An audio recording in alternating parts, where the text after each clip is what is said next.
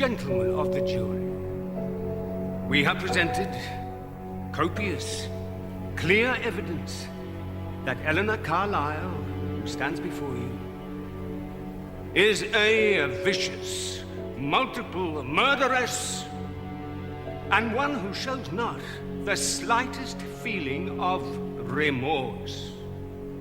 No remorse. That's right. I feel nothing.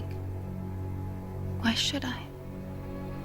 When you have wanted someone dead, longed for it, planned it, and watched till you see the last flicker of life in the eyes. We ask you now to contemplate the full horror of the second cold-blooded murder, wickedly planned and executed on a hot afternoon at Hunterbury. The deadly salmon paste, so thickly spread. He's trying to see just exactly why I did it. What I felt. All of it seems so inevitable now. As if it began years and years ago, and yet it was only last summer. The beginning. A beginning that seemed happy.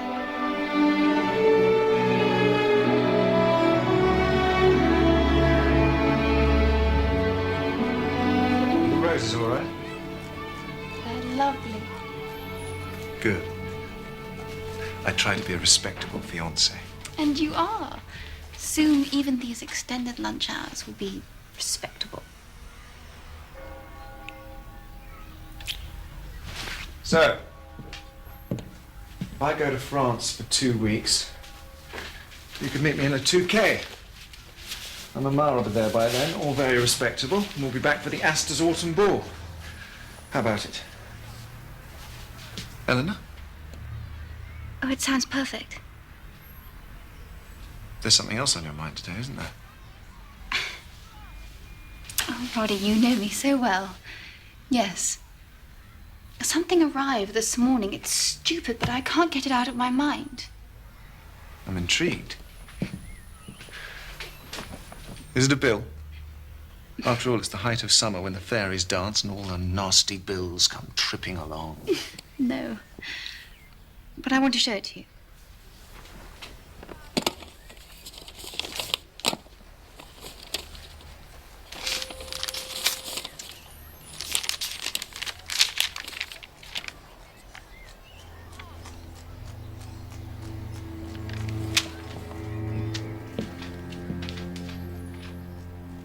Warn you.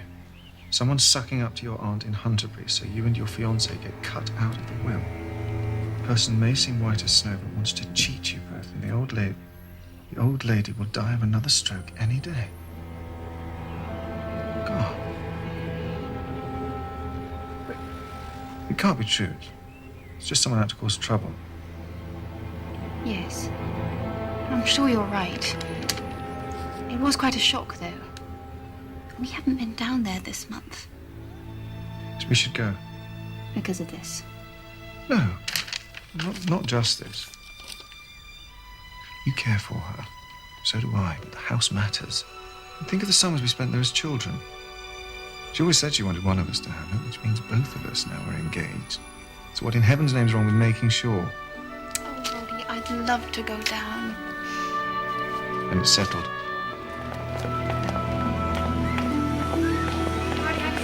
Letter after all. I want to show it to Dr. Lord. Oh. You sure that's wise? Yes. If anyone knows who sent it, he would. But darling, it's so poisonous. Well, if you must, still say you should burn it.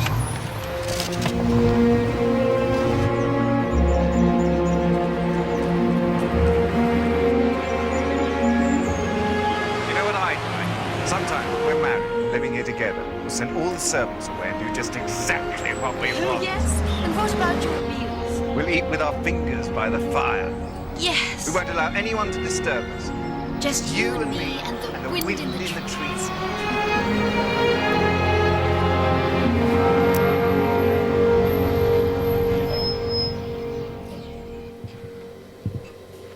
Where's Mrs. Bishop? him somewhere. All was always so dark.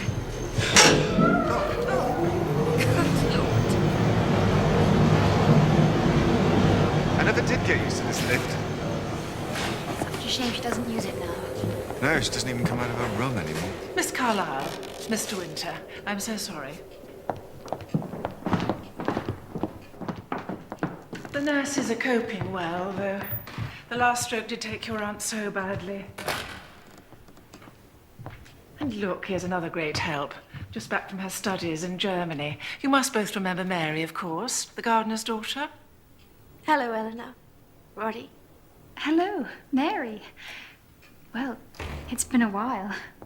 Hello, Miss Carlyle. Mr. Winter, how good to see you. Well, she's not so bad today, but she may be asleep now. Would you like to go in? Yes, I think so. Will you excuse us, please? Thank you, Nurse Hopkins. Would you like some tea? Oh, no, thank you. I don't drink tea. Mr. Winter? Oh, yes, please.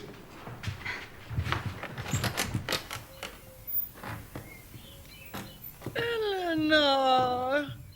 Aunt Laura. I thought you were sleeping. Oh, no. Lying here like a captive, as usual. Come away, death, and in sad cypress let me be laid. Morbid as ever. It gets me through. Roddy, how lovely.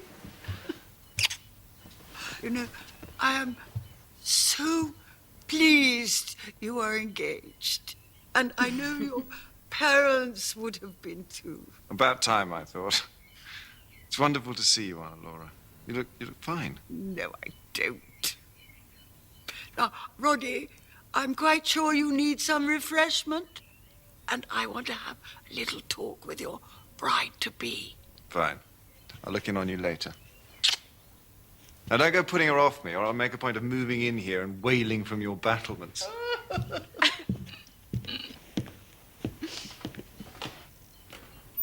Did you see Mary? Yes. I was astonished. When did she get back? Oh, a few weeks ago. I'm sure I told you. Isn't she beautiful? I am so glad she has come back from Germany, Eleanor. She has been very good to me. And I'm so pleased you and Roddy are together. You do care for him? Of course I do. Enough, and not too much. What? Oh, it's just something we used to say. How you should never care too much for a man. Aunt Laura, tell me something, honestly. Do you think love is ever a happy thing? Oh, Eleanor. Perhaps it always brings more sorrow than joy. But who could do without it? Anyone who has never really loved hasn't lived.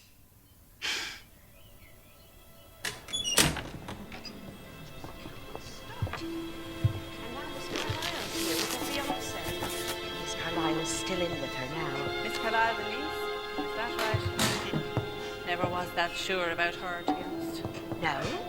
Tries too hard. Well, they're calling them kissing cousins in the Tatler, but she's lucky to have caught him, and she knows it. Behind the eyes, she's nervous as a kitten.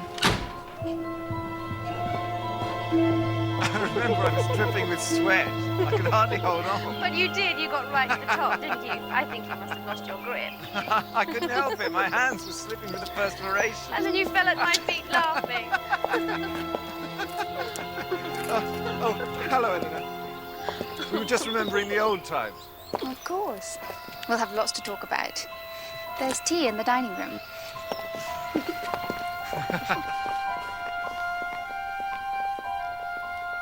Now look here, Doctor. I've said this before. In any civilized country, I'd just say I wanted to end it all, and you would finish me off with some nice, painless drug. Well, I'm not sure I wish to be hanged just yet. But now you're doing so well. Leave me all your money. I might reconsider if you like. More humbug. And who were you looking at? Your niece. Eleanor? Oh, that reminds me. She wants to see you before you go. So, what do you think of her, eh? She's very impressive. Yes, very impressive. Yes, she is. You know, you ought to get married, Doctor.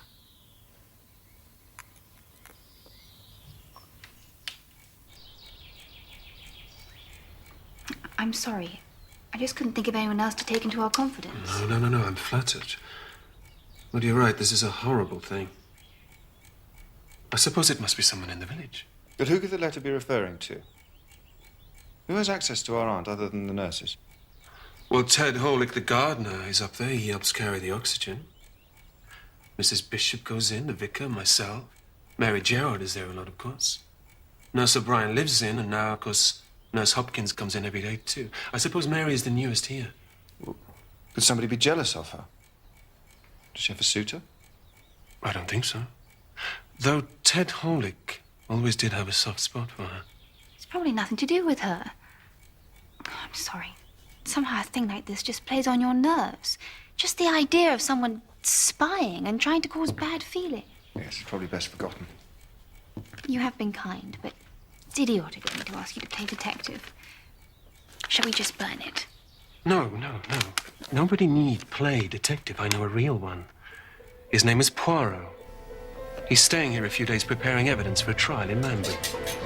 He's horribly bored. And I'm sure would leap at the chance of some diversion. He has some peculiarities, like his endless herbal teas. He's charming, and very, very discreet. Mon ami, Dr. Hubert's message is always a sight most worrying. I hope you've not heard from one of my physicians. Of course not, Poirot. How are you? You settling in all right now? Is it any more comfortable? Well, for some, maybe. As for me, I have my work, of course, but what pleasure is there for me in the evidence of a case I solved 1 year since? I am, as you say, bored to the tears. Well, perhaps I can help you see a lady whom I admire a good deal has come to me with a problem. An anonymous letter. Ah, you mean there may be a little exercise at last? Well, don't get too excited. I'm sure it's trivial. Now there's Ted Holick with Mary Gerard. She is a great favorite at Hunsbury House. You see, this letter is about that household. It's a grand film. It's horrible. It's all set in Paris. I'm sorry, Ted. I've already said no. You set your eyes on someone else, is that it? No, of course not. Bon. I'm sorry. Enter, if you please. Thank you. The writer of this has been very careful. That interests you? Ah, oui. Regard the pressure on the page. Now regard the words. There is malice here. What is just as concerning, the pretense of malice. And I do not believe for one moment that the writer of this letter wishes to protect the interests of Eleanor Carlyle. Unless, of course, Eleanor Carlyle wrote this herself. That's a strange suggestion, Poirot. I could see how upset you was. Well, strange to you, perhaps, mon ami, but once I found your strategy with your pawns most strange, and then you very nearly put me in check. That was a long time ago. To say the truth, when you came here, I thought this letter would be a thing just trivial. And yet, the care of its construction, something of the words and of the design, tells to me that is not the case. Of course, as you say, it may lead to nothing. So why, eh? Why do I sense the outlook may be dark? Miss Carlyle? Mrs. Bishop? Have you seen Mr. Winter? No, but I don't think he's upstairs. The garden, maybe? Oh, yes, of course. Thank you. He's nice enough, Mary dear. I'm sure you can do better. Yes, with your education especially. Now, do let us see what your aunt sent. Oh, I'm so sorry. I was looking for Mr. Winter. Oh, haven't seen him, have you, Mary? No, I've just come back from the post office. This is from my Aunt Mary in New Zealand, my mother's sister. I was named after her, so she always sends me things. That is kind. Yes, she emigrated before I was born, and now she's the only family I have left. What a lovely thing. Yes, it is. I'm sorry to interrupt you. You should show it to Mrs. Wellman. You know, she's been so kind to me. Only today she was saying that she might help me in the future, just like she did with my schooling.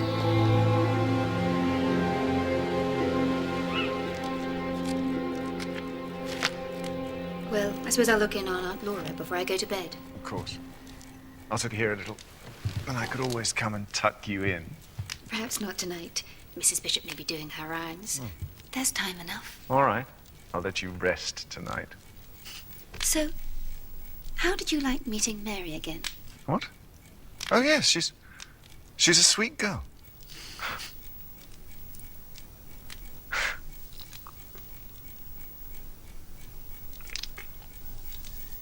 Night-night.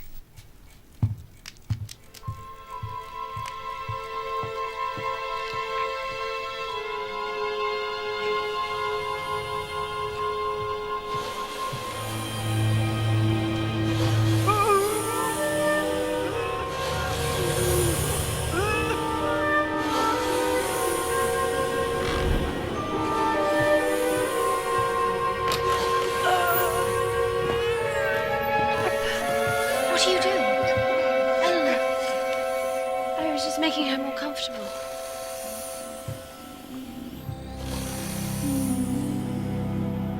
Oh, yes, of course. Good night. Good night.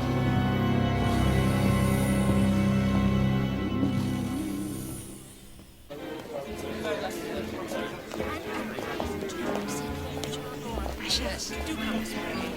I'll get you drinks. Eleanor Carlyle, this is Hercule Poirot. Monsieur Poirot. Mademoiselle Carlyle. It's my fiancé, Mr. Winter. Monsieur Winter. How do you do? You are so grateful you've come. Oh, please, not at all. It is most kind of you to invite me. We're honored. The Cartwright trial is causing great excitement. Indeed. For me, alas, it is like eating the same meal 3 times a day. Excuse me. Of course. Monsieur Poirot, this is Mary Gerard, whose late father looked after the garden here. She's just returned from Europe. Mademoiselle Gérard? I'm very glad to meet you, Monsieur Poirot. Have you met him? Oh, I'll take the salmon, thank you. Mademoiselle Gérard, may I ask where in Europe? Germany. I was staying with a family near Freiburg. Ah, Black Forest. It's a beautiful country. Do you know, I think the National Socialists are doing quite a fair job over there. I sometimes wish we had politicians like that here. I think, monsieur, that you are most fortunate that you do not. Do you? Oh, well, it's much too pleasant an occasion for European politics. Can I have a word? Mademoiselle? So, Monsieur Poirot, do you think my letter is important? I cannot yet give you an answer, Mademoiselle Carlyle, but naturally I take everything to be important until it proves otherwise. Even the strategies at chess of my friend Dr. Lord. Does he ever win? No. But one time he came quite close. No. He has a mind truly wonderful for the game.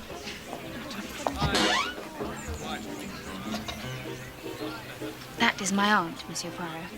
She's too ill to join us, I'm afraid. I realize it is much too soon to say who may have written the letter, but I know Dr. Lord has told you about our household. So, do you have any suspicions about who it refers to? This interloper? There is no need for me to suspect, mademoiselle. The writer has made it quite obvious. How? Alors, the phrase white as snow, it is most odd, yes? But certainly it is used deliberately. So tell to me, mademoiselle, who was it that had the little lamb whose fleece was white as snow? Mary. Right.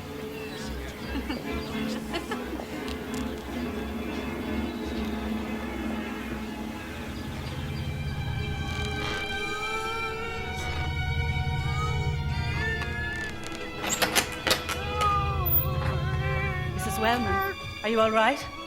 Oh, dear. You're not yourself. Now, don't you get agitated. You've had another turn. I'll call doctor. Please, Louis, I need to see the photograph of Louis. Not this again.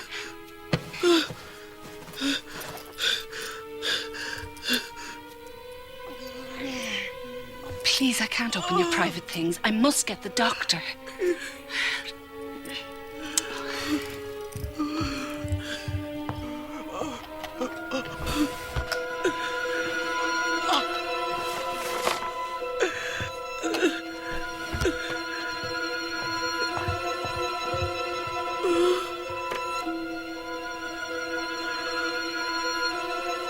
Mrs. Wellman, you're ill. I must send for the doctor now. I must.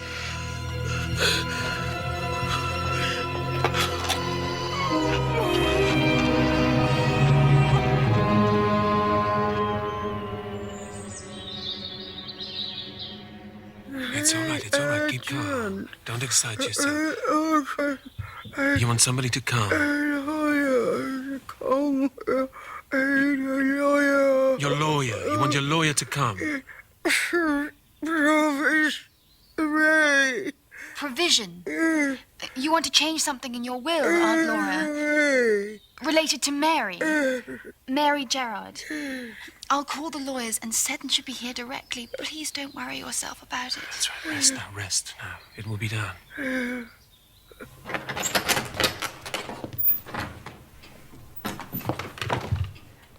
May I go in?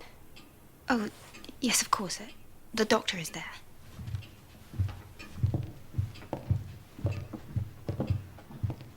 I see. Yes. Well, thank you. I'll meet him here tomorrow. Goodbye. Seddon can't be here until tomorrow. Is that all right?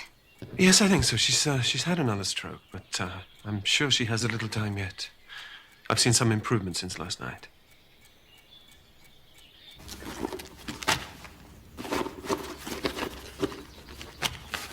Have you lost something, dear? It's that sarcoma in the village, Eliza Ryken. I was sure I put her tube of morphine in here for tomorrow, but somehow it's gone. Oh, the only place I've put my bag down was out there in the corridor. Why don't you look again, dear? Nobody here will take it. No, it's gone. Now your work is done. I thought you'd be singing, Clara. Oh, I am content to return to London when I may, but I do not like the unfinished business. Oh, the letter? Oui. Well, perhaps you wanted it to be more than it was. I promise you. They've other things to think about now. Yes? Ordinary things. Even so, I returned this letter with reluctance, and only because it is not my property. Ask them to keep it safe, if you please, and keep me informed of any developments. Well, I'm sure there'll be none. Of course.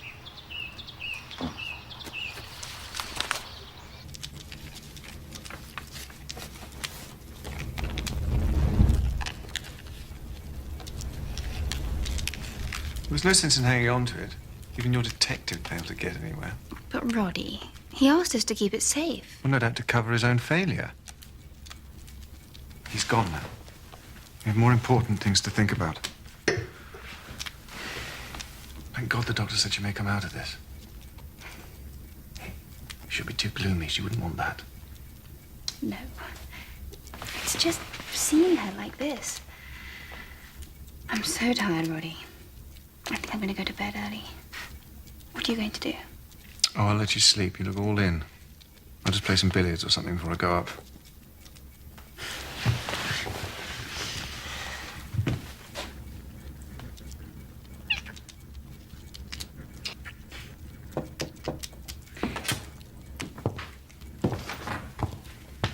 Eleanor, Nurse Hopkins is happy to stay tonight and take over from Nurse O'Brien, but she would like a word. Oh, thank you, Mary.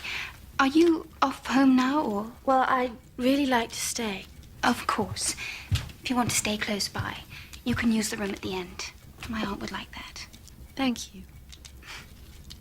Good night.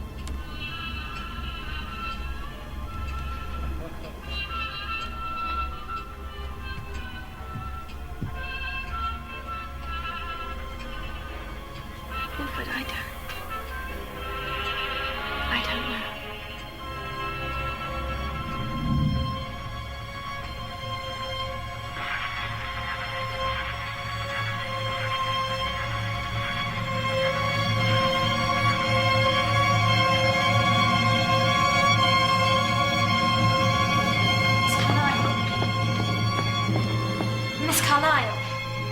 Mrs. Wellman's been taken very bad. The doctor is called. You must come at once. I'm coming.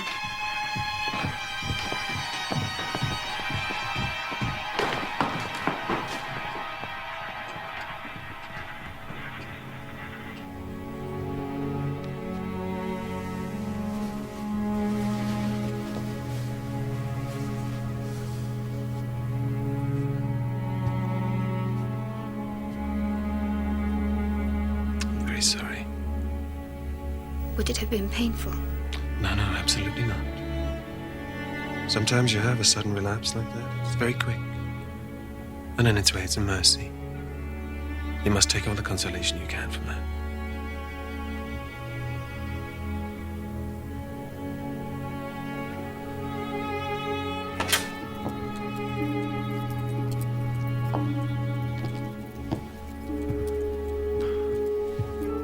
So sorry, Eleanor. But thank God for it, I say. I couldn't have borne seeing her lingering on in the state she was in tonight. You saw her tonight? What? Oh, yes. I left the cards and looked in briefly while the nurse was getting tea.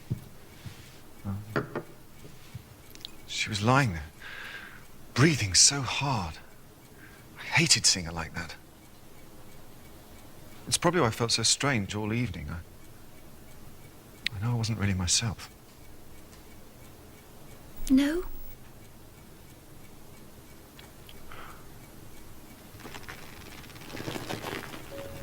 You should go to bed. I won't come in and disturb you. Not tonight.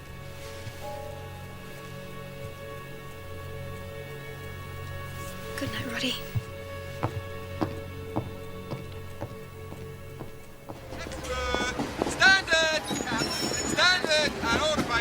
I'll have a time. Sir? Thank you very much. Ladies, just The British Library, if you please.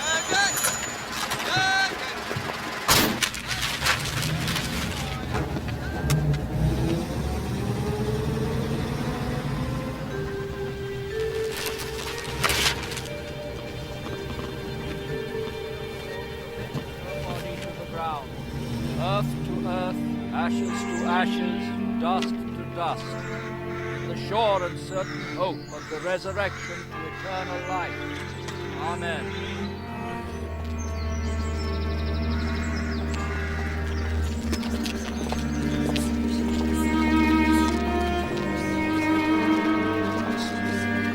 You came back just because of this?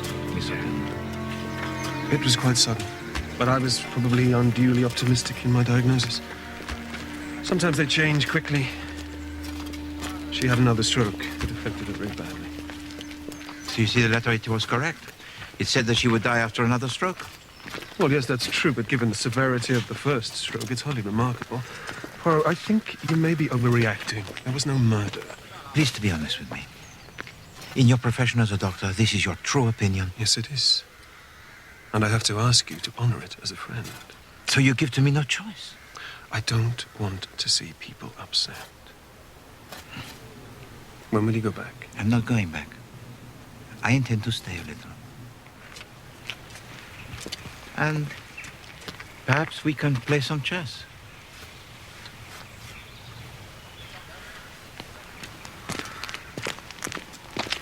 Well, now, we're nearly all done here. But what a terrible shame they didn't offer the village a cup of tea. It's just not the same without it. Maybe. But Miss Carlyle didn't look good at all. I doubt she had the strength. Strength enough to hear the will, though, you notice. The lawyer's down there with her now, and Mrs. Wellman would have made sure there was refreshment after her funeral. You mark my words. Oh, I meant to ask you, dear, did you find that tube of morphine all right when you went home? No, I did not. I don't understand it. But there were some papers and things I threw out, so it may have been there. Yes, that must have been it. I wouldn't worry about it anymore if I were you, dear. Well, time to say goodbye.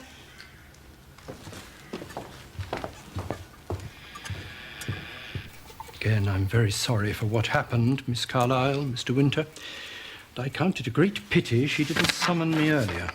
Mr. Seddon, it's perfectly obvious she wanted to alter her will. I mean, that's clear to everyone. She mentioned Mary, and she wanted to change it. Miss Carlyle, I can assure you of one thing. You are wrong in that assumption. There could be no change as such. You see, your aunt made no will. What? But that's extraordinary. Not, I fear, as extraordinary as you might think, Mr. Winter. People are often superstitious. They think if they make a will, it means they'll die, so they put it off. Didn't you reason with her? Frequently, and she said all the usual things, that she didn't intend to die just yet. It's just human nature, I'm afraid.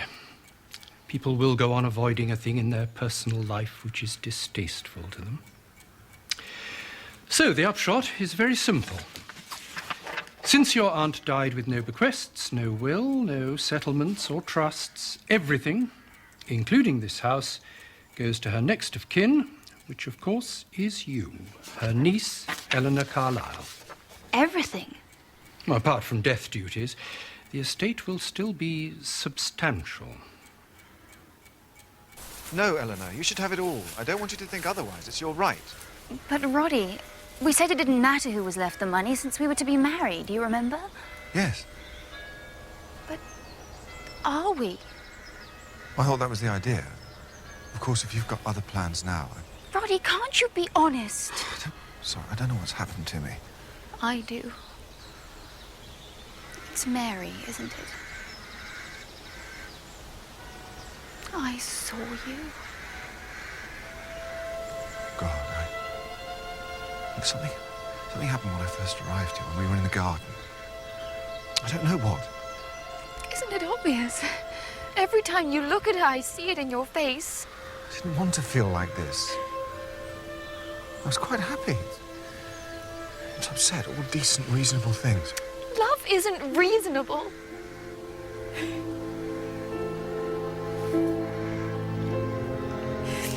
You'd better take this back, Roddy.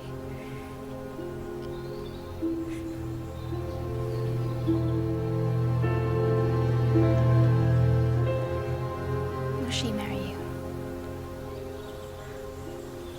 I don't know.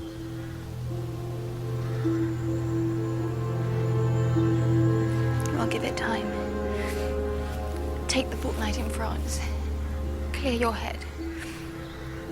If you still feel the same after you're back, then that's the time to pursue it. I didn't deserve you. Even as a friend.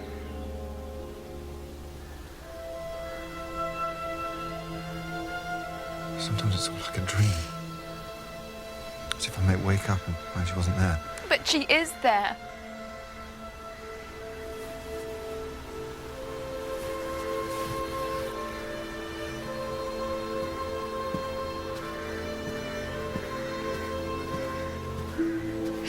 Damn you, Mary.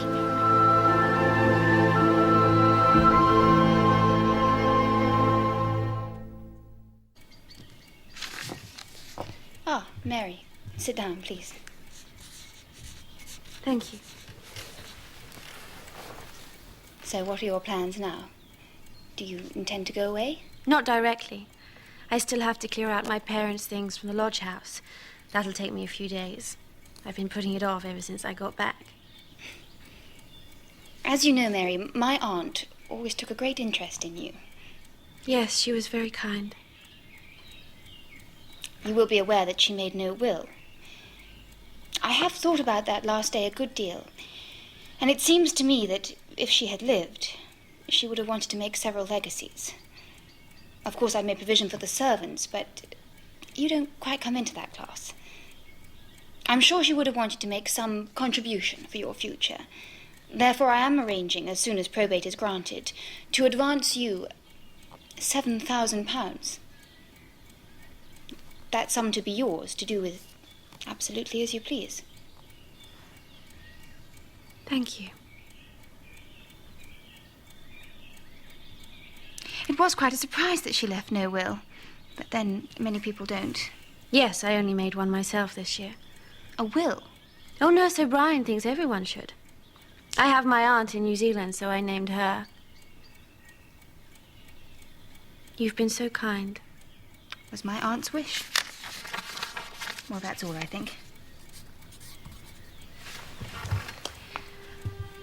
Thank you.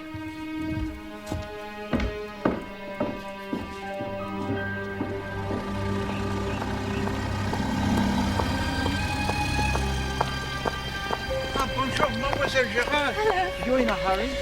Oh, well, I've just heard some good news and I'm on my way to meet someone. I'm very pleased for you, Mademoiselle. Mademoiselle, is it your intention to remain in the village? Oh, I'm staying here for now. Oh, yes, of course. Pardon, I will not detain you further. Mademoiselle, please be careful as you go. Of course.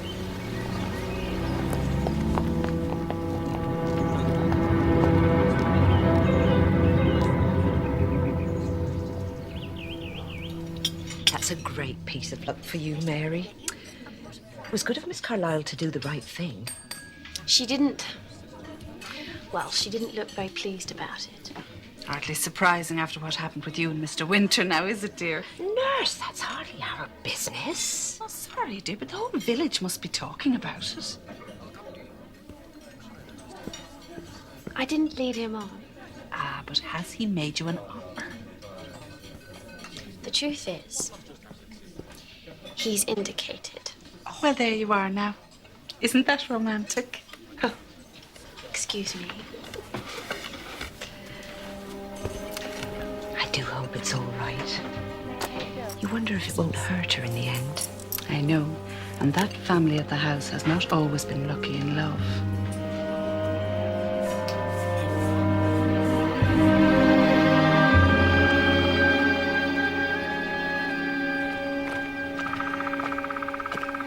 Mademoiselle Carlyle, you permit that I join you? Oh, yes, of course. I wish to speak to you of your anonymous letter. I do not yet know who wrote it.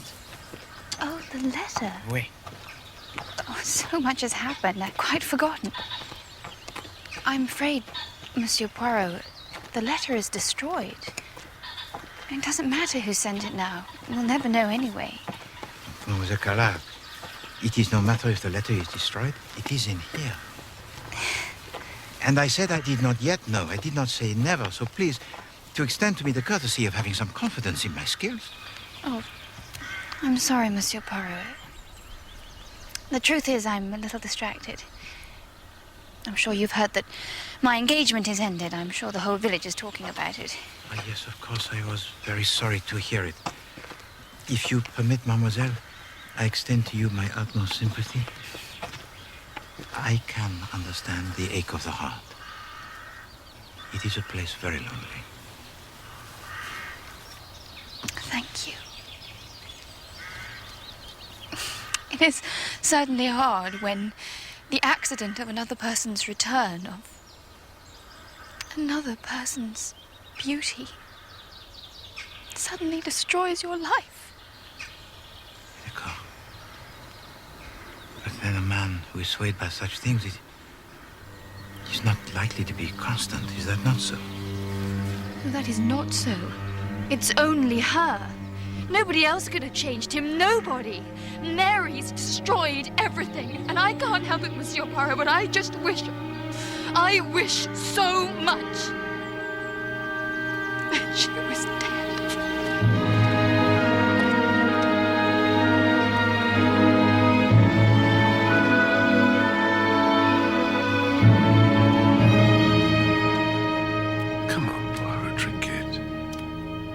See, it troubles you also, my dear doctor.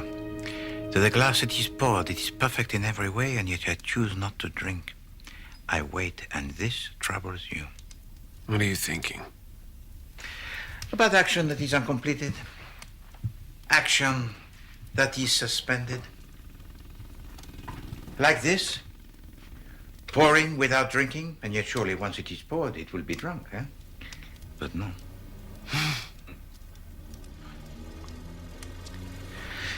And it is the same here.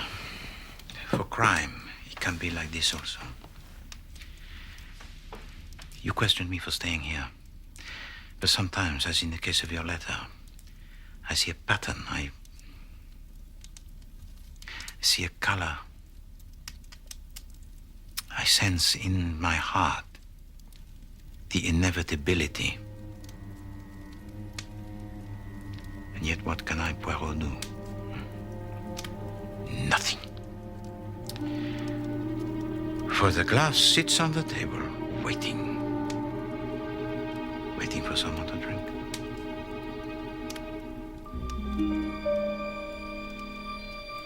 Me?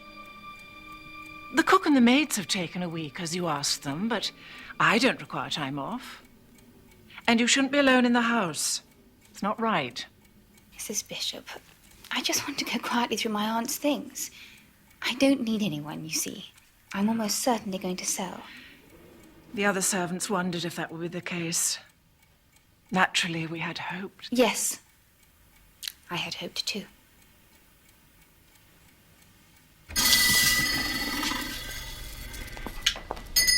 Miss Carlyle, what can I do for you? I wanted some sandwich paste, Mr. Turner. Of course. Now, what would you like? Salmon, crab and shrimp, ham and tongue? You know, in spite of the names, I always think they taste rather alike. Well, in a way. But of course they're tasty. Very tasty. I wanted salmon. Oh, and crab and shrimp. People used to be rather afraid of eating fish paste, didn't they? There have been cases of ptomaine poisoning. I can assure you, Miss Carlyle, this is an excellent brand. I've never had a single complaint. Oh, of course. I didn't mean anything. Thank you.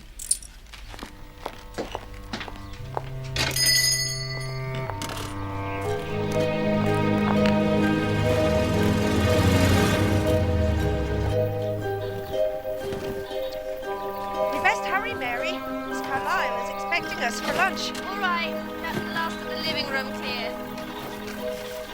Tangle. Have you come across any old gardening gloves in there, Mary?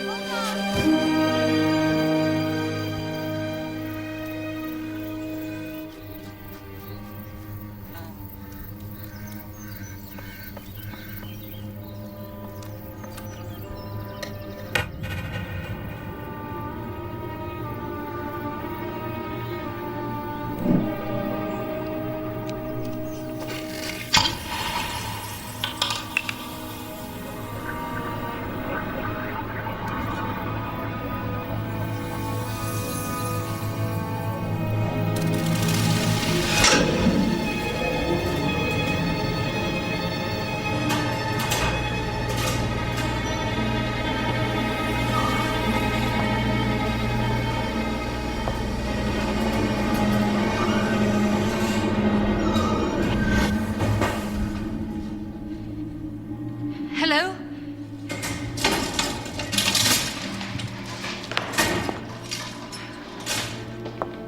Sorry, did I give you a fright?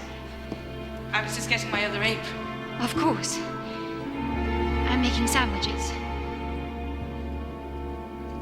I saw Mr. Winter in the village. Is he back again so soon? What? No, Roddy's not here. He's still abroad. It certainly looked like him. Maybe I'm wrong. Yes.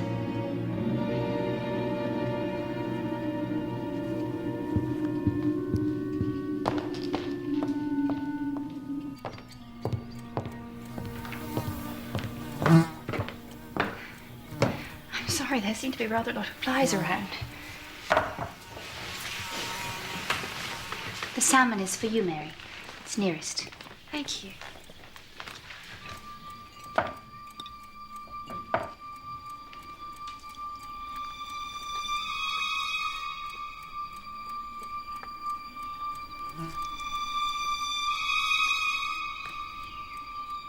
Oh, I'm sorry. The others are crab and shrimp. Thank you. I meant to get some coffee, but I quite forgot in the end. Well, if there's tea, I can make some. Oh, yes. Not for me, but please.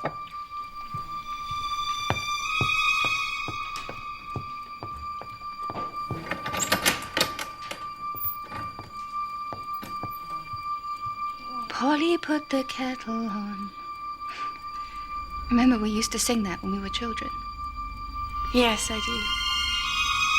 It is a pity, isn't it? can never go back.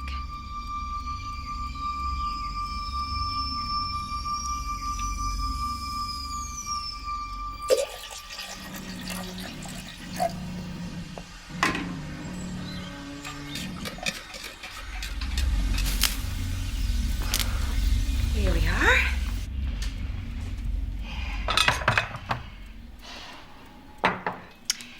It's nice and strong. There you are, Mary. Thank you. This was very thoughtful of you, Miss Carlyle. It's a nuisance to have to break off and go into the village for lunch.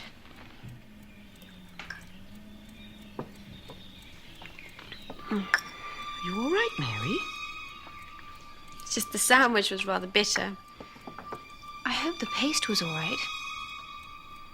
Mine was all right. Will you have some more tea? Are you sure you won't have a cup, Miss Carlyle? No, thank you. Then I'll just go and turn off the kettle. I left it on in case we wanted to fill the pot up again.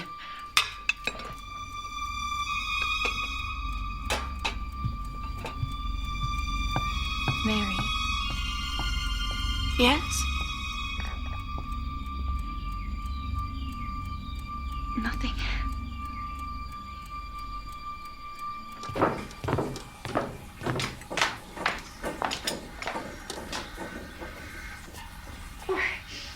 I thought I saw a man outside. Is there someone here? No, only Ted. He wasn't in. Oh, it's quite hot in here. Yes, it faces south. Well, I tidied up the other plates. Let me finish, please. Thank you. Did you prick yourself? Oh, no. It was the rose trellis. It's quite a jungle. I may have to ask Ted to help us. You all right, Miss Carlyle? You're not looking quite the thing. Oh, well, I just want to get all this clearing done. Well, I'll be up when I'm finished down here.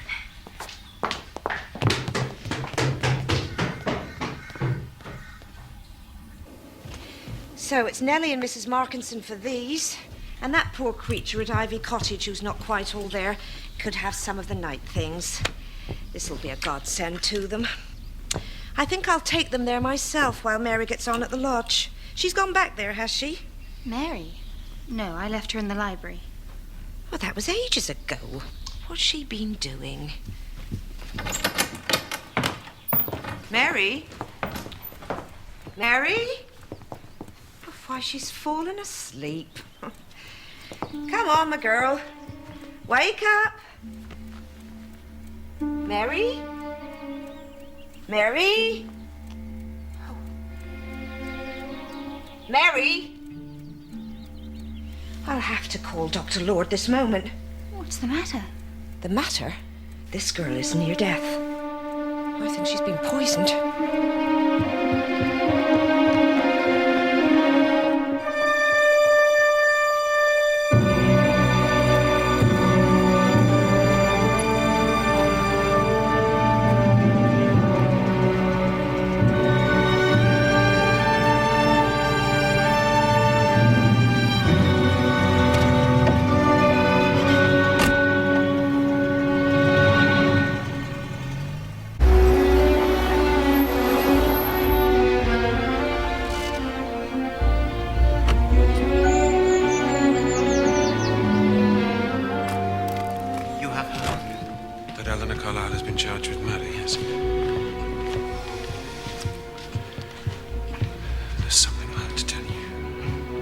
This way? Ah, Poirot. Have a look at this. We found it yesterday, just here where those sandwiches were made. We can't find any more, but it has been identified as part of the label for morphine. They shared the tea, so must be the sandwiches. Are you aware that the file of morphine disappeared from this house? What? Dr. Lord here just told me of it. It was in the bag of the nurse.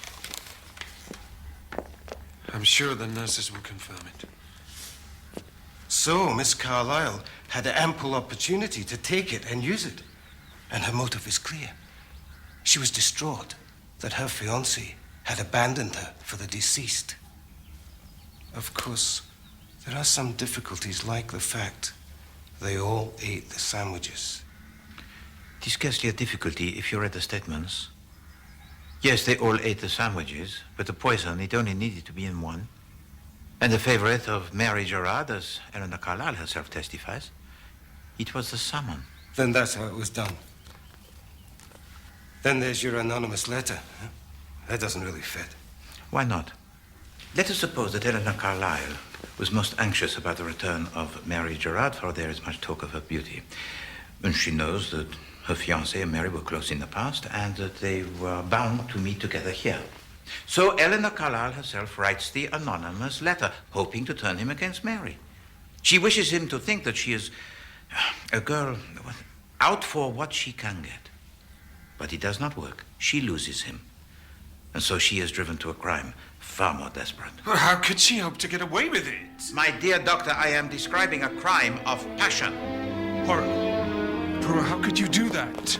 How could you build a case against Eleanor Carlyle? She's not a murderer. How can you be so certain? You saw her qualities. Wait, and I also saw her pay. She is not capable of it. On the contrary, she is more than capable. That man in there has no idea of the woman. My dear doctor, do you suppose I was advancing the case to help him? Given the facts that I see here, any prosecuting counsel, any idiot of a magistrate will come to the conclusions that I have just advanced like that.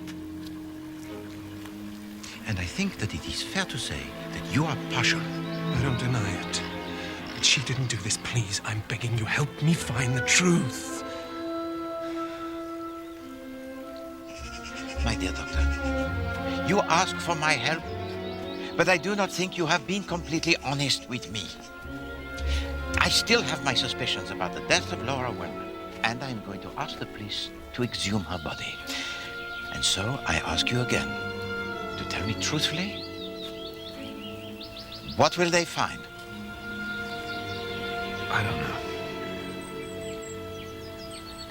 But possibly morphine. Mon Dieu, I do not understand you. You told to me otherwise. You made me hold back. As a friend, you said. Good God, Poirot, please. I never dreamt of such a thing. I thought that it was probably natural. But there was another possibility. I was aware that she might have taken the drug herself. You see, she'd often talked of it. Oh, I comprehend. You were playing the merciful doctor. Huh? As I say, she talked of it. Under such circumstances, I didn't wish to cause a scandal by insisting on an autopsy. Oh, therefore, I must insist that you are now completely honest with me. You did not give her the drug at her request. I swear to you I didn't. I told her myself I have no wish to be hanged. I wouldn't do it. Very well. All the same, I wish you had told me you had the suspicions. Because if you are right, it will be worse now for Eleanor Carlyle than even I could have thought. So, you do not wish to talk? I made a statement. I have nothing else to say. Mademoiselle Carlyle, you are aware of how your silence, it will be construed? It is no matter.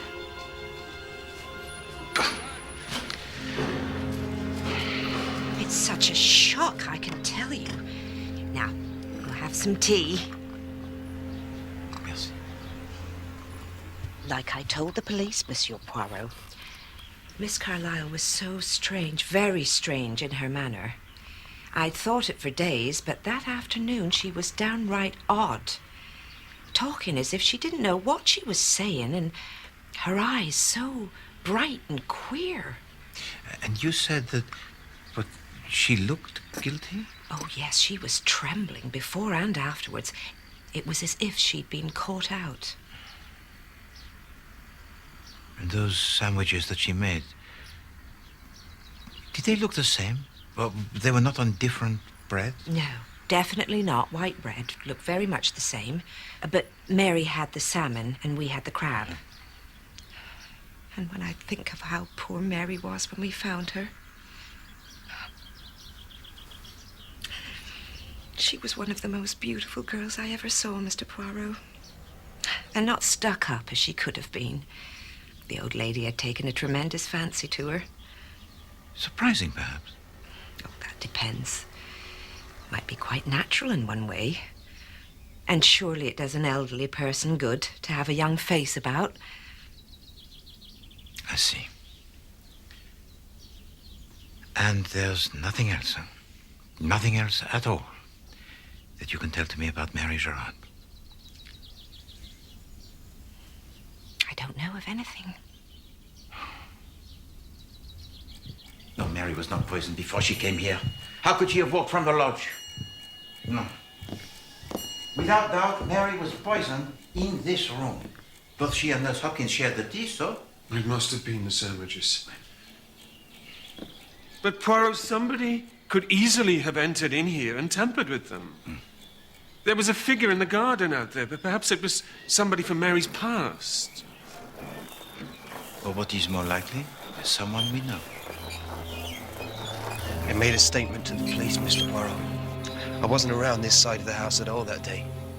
I was up near the road. Did you see a figure? No. I did see a car. Some parked on the road early in the afternoon. And did you recognize the car? No, I don't think so. I think it was green. I just can't believe anyone would do such a thing. And certainly not Miss Carlyle.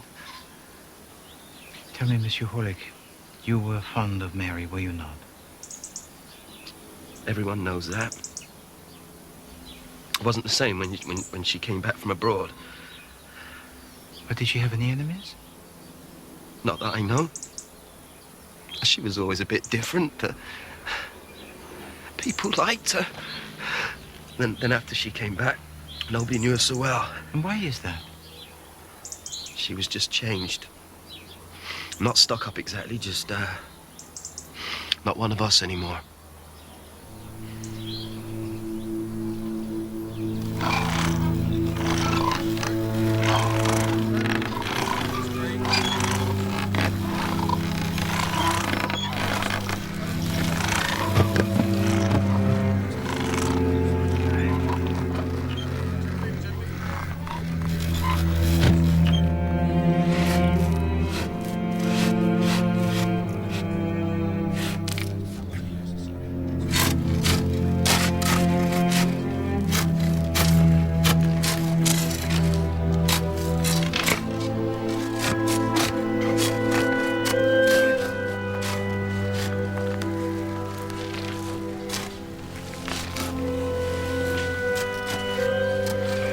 This is for Mary.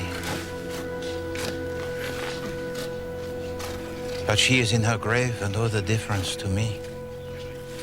Wordsworth, I read him much. This poem expresses perhaps what you feel. Yes. I suppose it's widely known what I feel, if you have to bring it up. Oh, pardon, please, to forgive me, Monsieur Winter. There are certain things one should not say, but nevertheless, a detective, he is forced to say, but to ask about the feelings of people. Oh. Well, if it helps Eleanor, Poirot, ask what you want. Merci. You returned home early from France, I believe. You were seen here on the day of the murder. Yes, all right, I did come back. I didn't want Eleanor to know. You see, I decided to ask Mary to marry me. And you saw her? No, I didn't. You see, she wasn't expecting me, so I decided to wait. I certainly wasn't going to barge into Hunterbury. I waited here, close to Mary's lodgings. And of course, Mary, she never came. I saw an ambulance, police cars. People were talking. I overheard what they said. Couldn't face anyone, so I took a train back into town and waited for news. And I learned she was dead. I felt like... And you do not think Eleanor did this? No, of course not. The fact that they dragged Eleanor into this makes it even more tragic. So if she escapes the gallows, you will reconsider your engagement? What do you think I am? Of course not. It has ended. But I want her to be all right. She's a very decent person. Better than... Than you? Is that what you were going to say?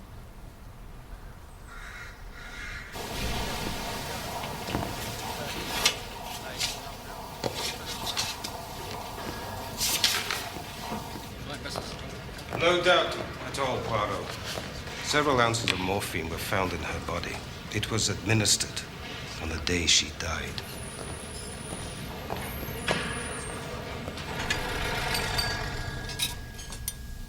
You're very kind, Mr. Poirot. I am happy to answer your questions. Of course, I heard about Mrs. Wellman. What a terrible thing, too. And you had no suspicions at that time? Not the least in the world. So tell to me, if you please. Did anyone else enter the room of Madame Wellman that night, other than Mademoiselle Carlyle? I never left her side, except when Miss Carlyle came in. Oh, she was so bold and clever, that one. So why would she have wanted to do it? For the money. That's why. She knew quite well if she didn't do it, every penny would go to Mary Gerard, and that's the truth. So Mary Gerard was a girl who was scheming and clever? No. Oh, that's a terrible thing to say. Mrs. Wellman adored her. She was a very sweet girl. But not one of us. Pardon. She was an only child. Is it possible, perhaps, that she could have been adopted? What?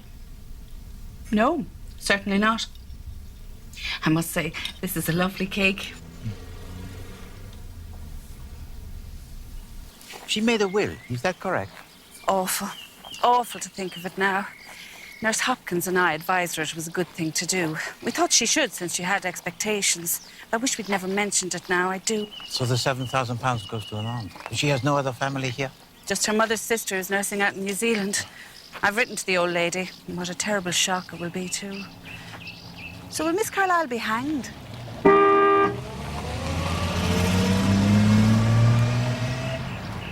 If she is found guilty.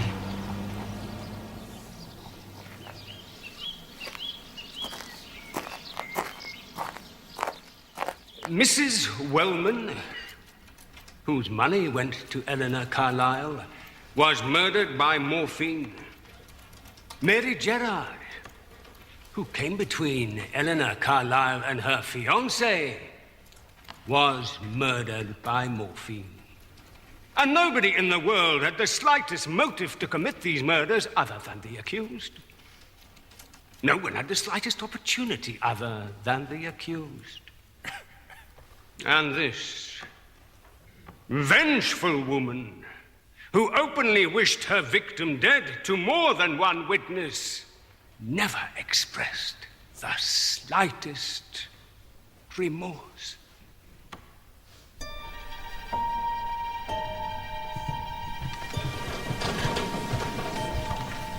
Gentlemen of the jury, what is your verdict?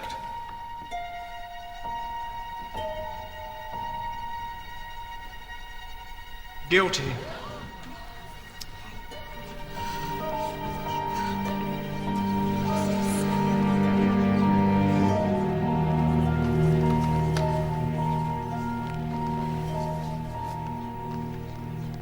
Eleanor Carlyle, you are sentenced to be taken hence to the prison in which you were last confined, and from there to a place of execution, where you will be hanged from the neck until dead. And may the Lord have mercy upon your soul.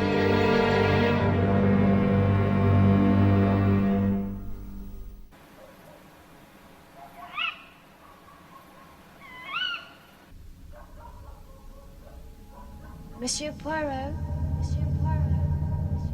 Mademoiselle, please be careful as you go. Of course. Of course.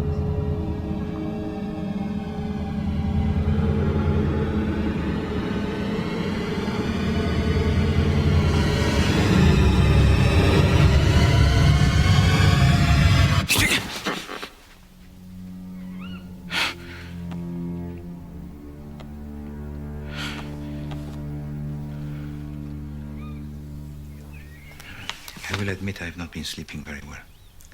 But last night, finally, I sleep. And I dream. I dream I dream of the victim, as she was at first, on the street outside of my hotel.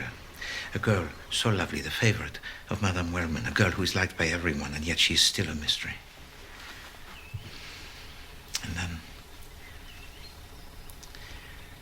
I wake up. And I recall something. What?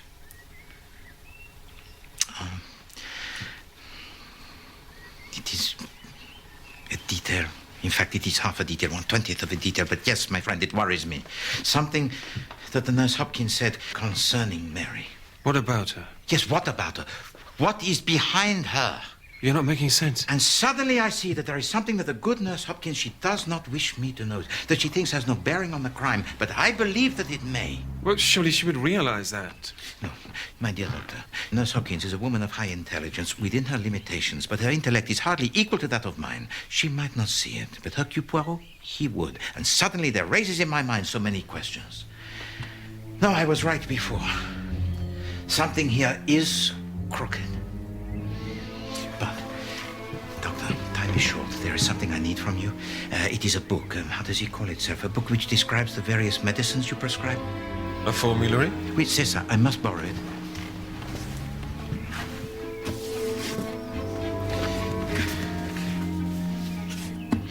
Merci.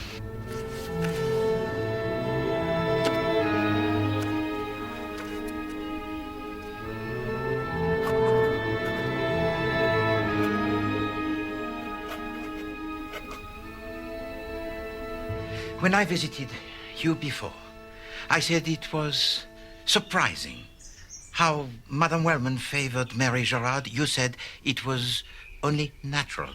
And I thought you were merely talking about the friendship, that it was natural. And then I think again of Mary, and I hear that word again, natural. And I see that you used it deliberately. Oh, I know it. And now you must tell to me why.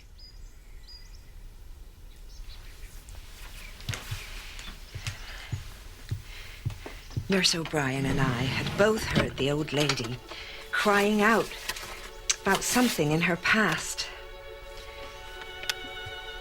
There was a man called Lewis, but we both knew there was much more to it than that. And then I found this in the lodge after Mary had died.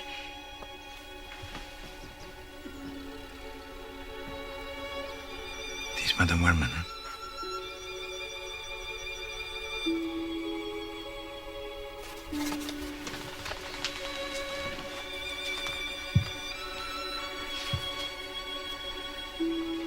And the baby? It's Mary Gerard.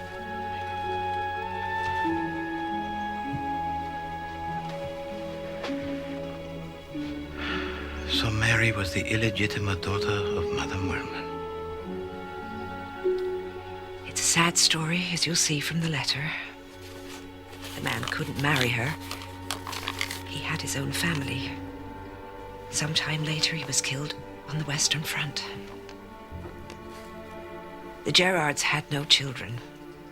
Mrs. Wellman went to Scotland and took Mrs. Gerard with her, where the baby was born. Naturally, she paid for Mary's schooling and told them she would provide for her. But she couldn't admit the truth. She had to avoid the scandal. But at last, Mary becomes clearer. But what sadness. So, dear Mary, for all these years I've had to keep this secret from the girl I brought up, and such a hardship that has been. Of course, we had suspected as much. Nurse intimated she knew, but what's the point of it coming out now? I was going to destroy these. As I said before, Mr. Poirot, let the dead rest in peace. No. Not when one has to consider the living. Mademoiselle Carlyle, you would say nothing before. But now I know a little more. And I want to help you. I believe I can. But you must answer some questions about that day. I beg of you. Why? Is there there any Purpose? Oh, yes, of course, there's a purpose. Please. Now, just tell it to me from the very beginning. Firstly, why did you give time off to the servants? I was upset. I wanted to be alone. And when you made the sandwiches, did you see anyone outside? No. Right, then you went to sort through some things of your aunt. Did you discover anything that affected you, or any private matters concerning your aunt? What? No. Right, then you took Mary and Nurse Hopkins into the library where you gave to them the sandwiches. What was Mary doing when you left her? She was on the sofa. She seemed normal. No. Each detail, if you please.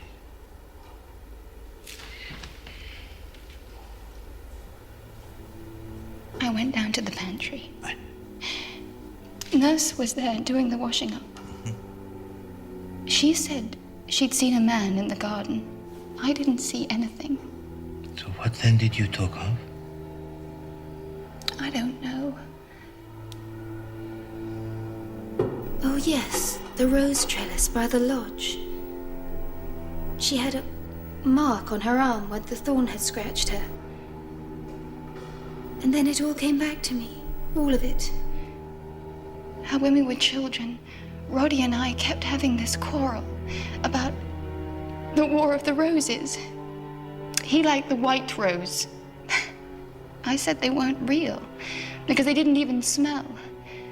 I preferred red because they were big and dark and smelled like summer.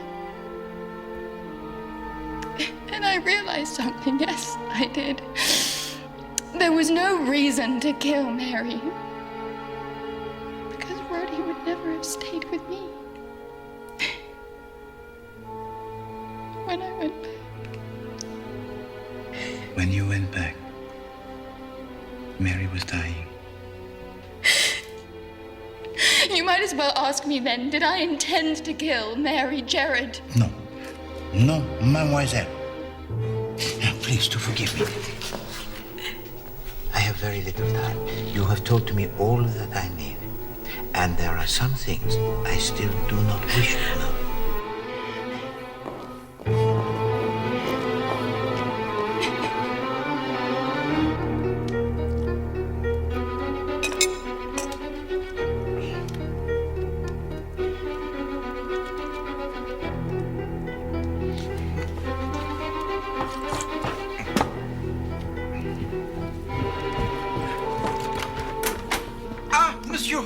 Enter, if you please. I'm sorry, Mr. Poirot. There is something I need to say in private. Monsieur Horlick, you see before you a miserable animal who has been a triple imbecile. I am 36 times an idiot. Sir. Forgive me, but I have discovered something in a way that is most painful. Hideously painful, but very important. Oh, pardon. Ça suffit? No matter. Please, do sit. Tell to me what you wish to say. It concerns Dr. Lord, sir. If you do not agree, I will go higher. I wish you to take this matter with the utmost seriousness. I will do what I can, sir. It will have to be tomorrow. Very well.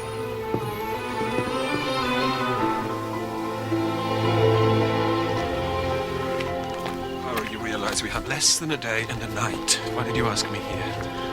Because I wanted to show you this.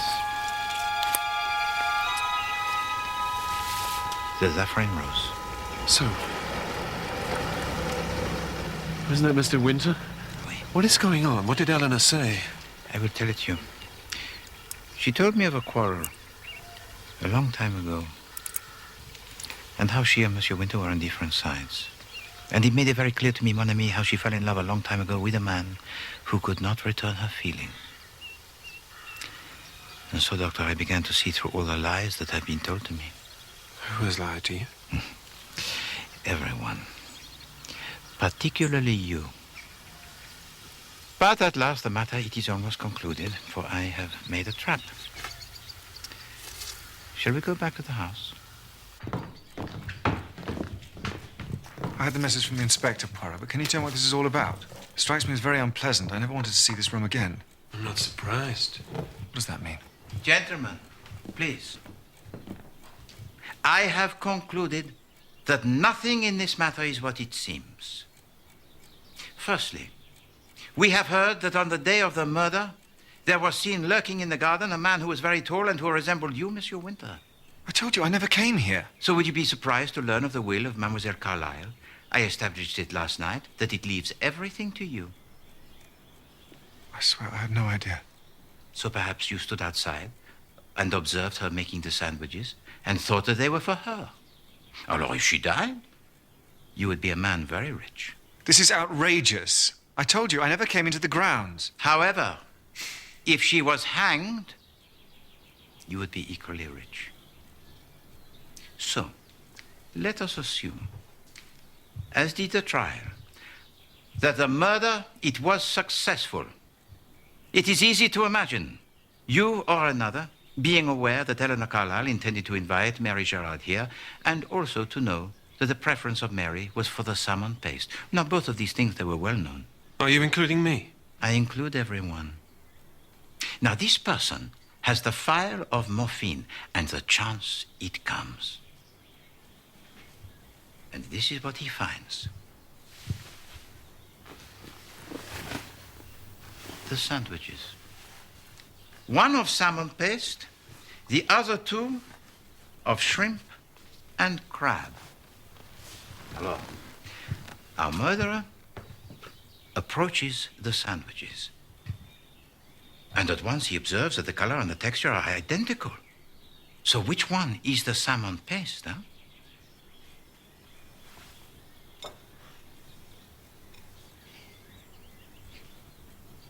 No, there's no way on earth he could distinguish by smell.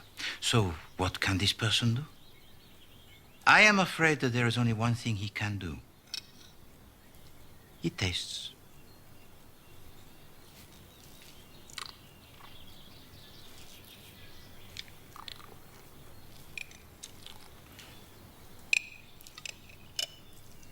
It was bad enough the first time. But then, suddenly, I realized how stupid I had been. I, Hercule Poirot, had followed my reasoning, yes, but I had failed to take into account the madness of the English palate. For, gentlemen, what do we find? We find that we are entering into the realms of lunacy. I do not care if our murderer had the palate of a master chef. He could never distinguish between these slurries. No, it is a fact. These sandwiches are all but indistinguishable. So, I come to the conclusion. I, Hercule Poirot, do not care what was said at the trial. This could never, ever be the practical method of murder. So Eleanor Carlyle did not poison the sandwich? No, she did not. Who did?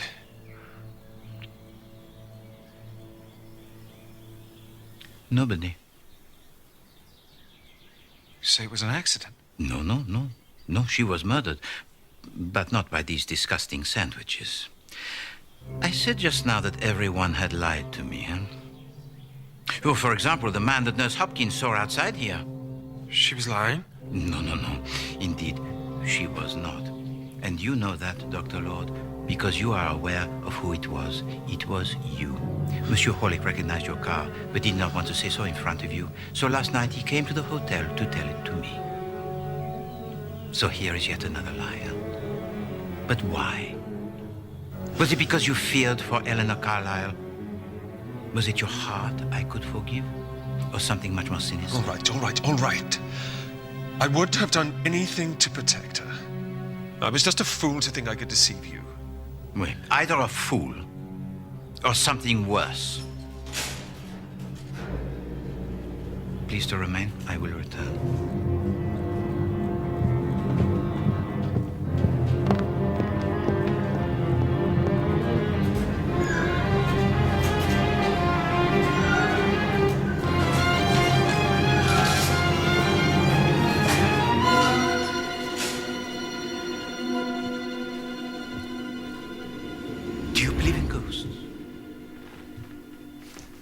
No, of course not. I had a message to come here. Oui. As you know, someone entered this room on the last night that Madame Wellman was alive and gave to her the morphine. You told to the court that you never left the side of your patient during that evening except when Mademoiselle Carlyle was present. She was the accused, so no person could challenge you. But it is a fact that Monsieur Winter entered this room when you were making the tea, and perhaps others. Well, maybe I was out a few times. That's no crime. But that is not your only lie. When I asked you if Mary Gerard was adopted, you denied it. Why did you not tell to me the truth? What? That? But it has no bearing. No bearing? You suppose the fact that Mary Gerard was the illegitimate daughter of Madame Wellman has no bearing on this? Eleanor Carlyle only inherited the money because she was the nearest next of kin to Madame Wellman. Now it emerges that she was not. At that point, Mary Gerard stood to inherit £200,000. Ah, so that's it. It was another motive for Miss Carlyle to do away with her. On the contrary, it was no motive at all. Such an action, it would have been pointless, since Mary Gerard had already made a will. Was it you who told her to do that? We talked about it. What are you saying, Mr. Poirot? That someone other than Eleanor Carlyle benefits from her death. This came to me yesterday. And then I began to think again about the anonymous letter. Designed to breed the distrust between Mary Gerard and Eleanor Carlyle, and suddenly the light began to dawn. About, amongst other things, New Zealand. Excuse me.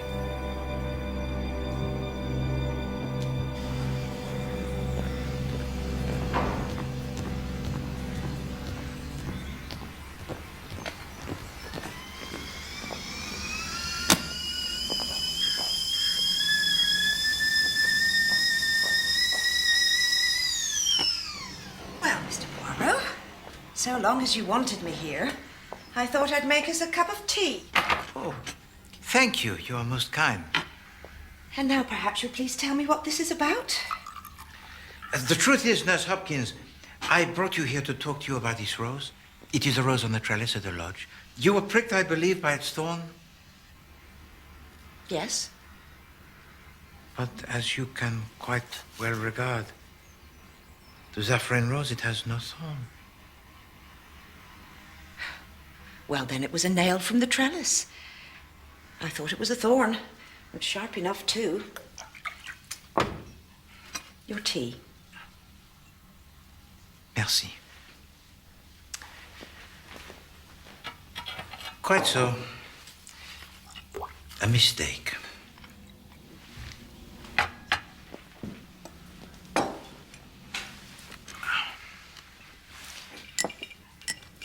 Tell me, you have lived in New Zealand? How would you discover that? Mind you, it is known. Is it? The truth is, I have tried to discover it myself, but without any success.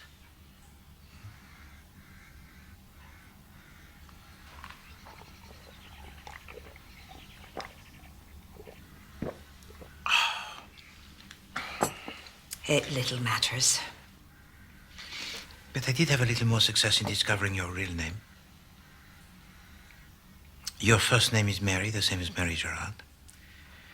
And your surname is Riley, the same as her adopted mother. Poor Mary, she never guessed who you really were, did she? And that letter that you showed me, you never discovered it here at the lodge? No, it was a letter you received. You know, at the time I thought that the wording was rather strange. And so, dear Mary, I have had to keep this secret from the girl I brought up. So why would the writer address her daughter directly as Mary and then proceed to talk about her in the third person? Because it was not a mother writing to her daughter at all. No. It was a mother writing to her sister, confessing the secret of the true parentage of her adopted daughter. Oh, yes, it was your letter, sent to you, her aunt in New Zealand. And this planted a temptation which grew. What temptation? The temptation of a big inheritance, and it was for that reason that you came here. You tried to stir up feelings against Mary with your poisoned pen, the anonymous letter. You killed Madame Wellman, knowing that she had made no will. You even tricked poor Mary into making a will in favor of her kind aunt in New Zealand, encouraged by the postcards and presents which you arranged. Oh, yes, she was named after you. And yet you killed her. Later, you would have released that sad letter, ensuring that the settlement would change. And from a safe distance, claim your money. This is a strange sort of fiction, Mr. Poirot. But so long as you've finished your tea, I'll wash up.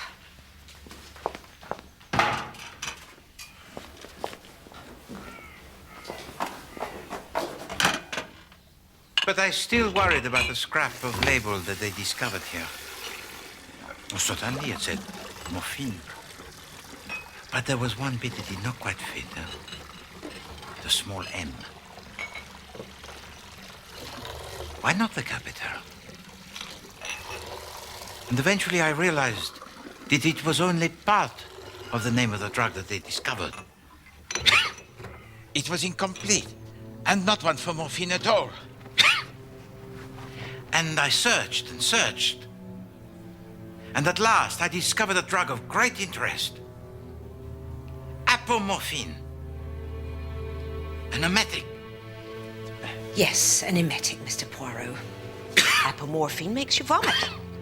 Swallow poison and inject that, and you vomit quite enough to expel the poison.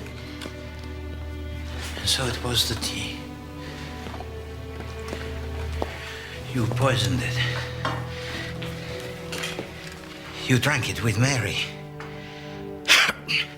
And a little while later, Eleanor Carlyle finds you with a prick from the needle in your arm, standing over that basin where you had been so sick. And now I have to do it again. The poison's safely washed up, though luckily I had much less than you.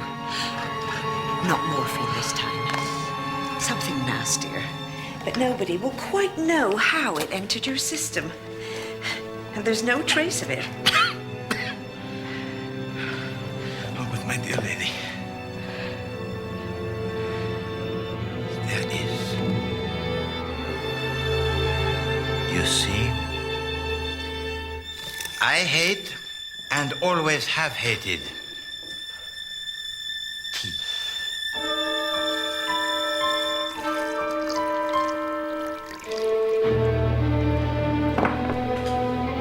And here is your emetic. I removed it from your bag. Give me that!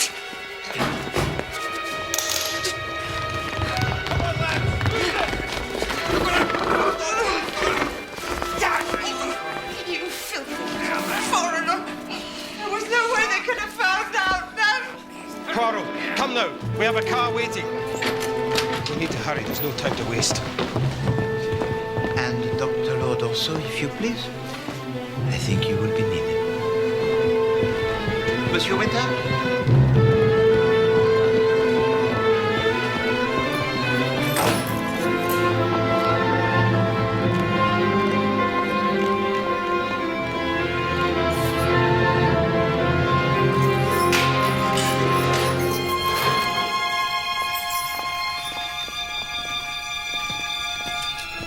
This is for you.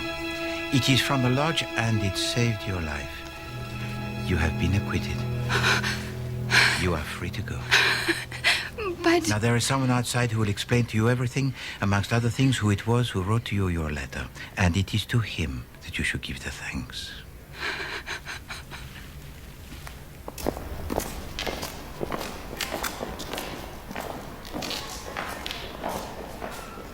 Monsieur Poirot, you know what I told you.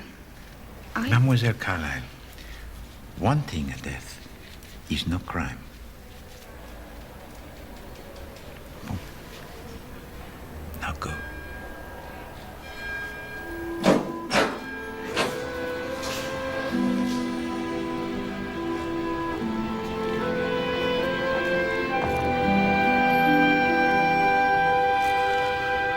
May I take you home? Yes.